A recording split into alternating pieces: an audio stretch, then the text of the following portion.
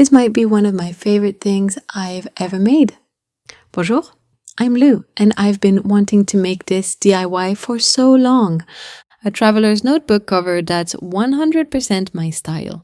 Colors I love, little personal details, no sewing required, and of course, a touch of foil because I can't help myself.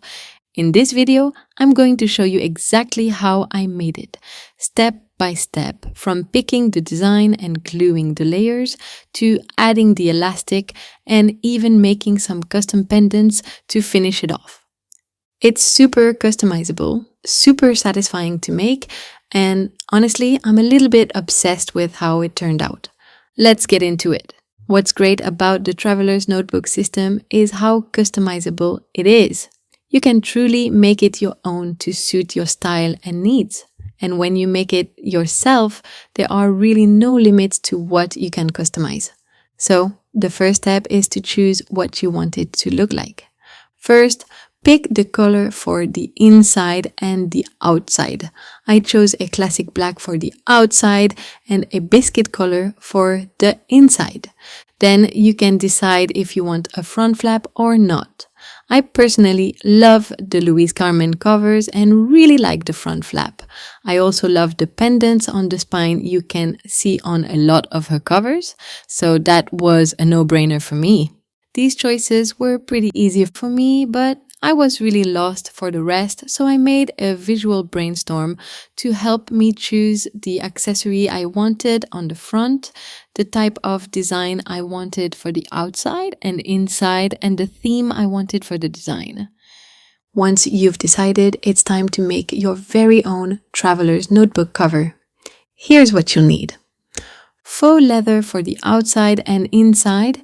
In my last video, I showed you how I foiled prints onto mine.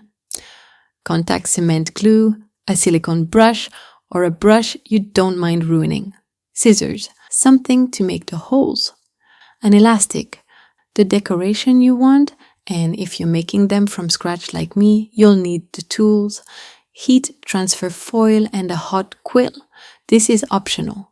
Now that we have everything, the first thing we need to do is attach the two faux leather layers back to back.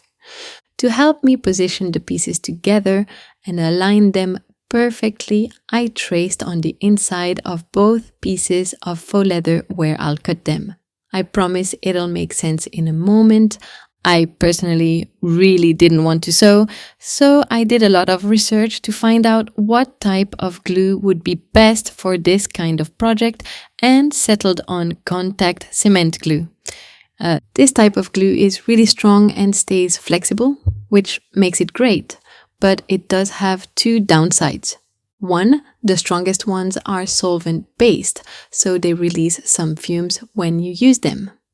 Please wear a mask and work in a well-ventilated area. It might also take a few days for the smell to go away completely. 2. Because of the solvent base, you can't just clean your brush with water afterward, so you'll need to use a brush you don't mind ruining or invest in a silicone brush, which I highly recommend. For the best hold, apply a thin, even layer of glue to both pieces of fabric, then let it dry for a few minutes until it's no longer sticky to the touch. Then, very carefully align your two pieces and glue them together. Take your time here. Once the glue touches, you can't reposition it. And that's why I traced the cover edges earlier, so I could just align the lines. Now, place some weights on top and wait 24 hours. After the long wait, we can finally finish this bad boy. So take your faux leather, it's time to cut it to its final size.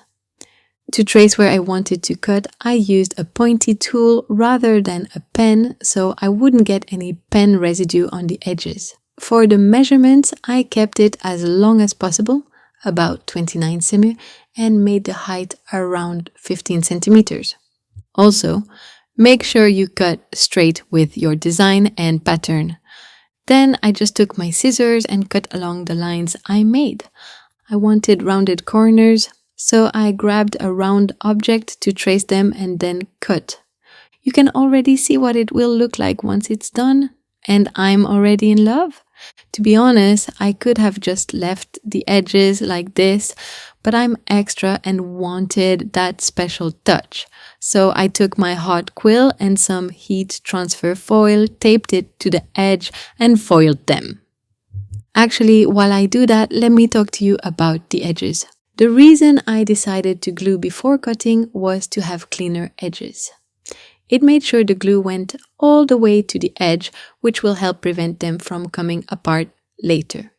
It also kept me from making a mess on the other side by trying to apply glue right on the edge.